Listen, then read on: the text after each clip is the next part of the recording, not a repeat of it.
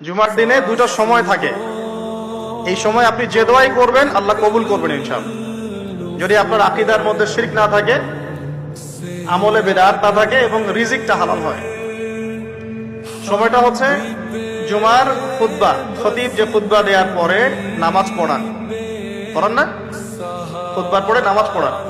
খুতবা শুরু হওয়া থেকে নামাজ শেষ হওয়ার এই যে মধ্যবর্তী সময়, এই সময় দোয়া কবুল হয়। আজকে আমরা কয়জন দোয়া করেছি? ইমাম সাহেবরা, খতিব সাহেবরা দোয়া করেছেন খুতবায়। জনগণ আমরা আরবি সম্পর্কে এতটাই অজ্ঞ যে যখন ইমাম দোয়া করেন ওইটা যে দোয়া, এই দোয়ার সাথে আমিন বলতে হবে এটাও আমাদের জানা থাকে। প্রত্যেক মেম্বার থেকে আজকে বলা হয়েছে আল্লাহুম্মা আইজ্জাল ইসলাম ওয়াল মুসলিমিন।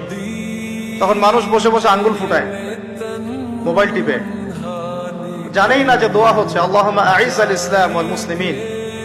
আল্লাহ ইসলাম এবং মুসলমানদেরকে তুমি ইজ্জত দাও, সম্মান দাও। ওয়াদিল্লাহ শিরকা ওয়াল মুশরিকিন, প্রত্যেক খতিব বলেছেন আজকে আল্লাহ তুমি মুশরিকদেরকে এবং শিরককে অপদস্থ করো। ওয়াদাম্মির আ'দা আদ-দ্বীন, তোমার দ্বীনের যত শত্রু আছে আল্লাহ তাদেরকে ধ্বংস করে দাও। ওয়ানসুর ইবাদাকাল মুমিনিন, আল্লাহ তোমার মুমিন বান্দাদেরকে তুমি সাহায্য করো। এগুলো কি দোয়া না? দোয়া না।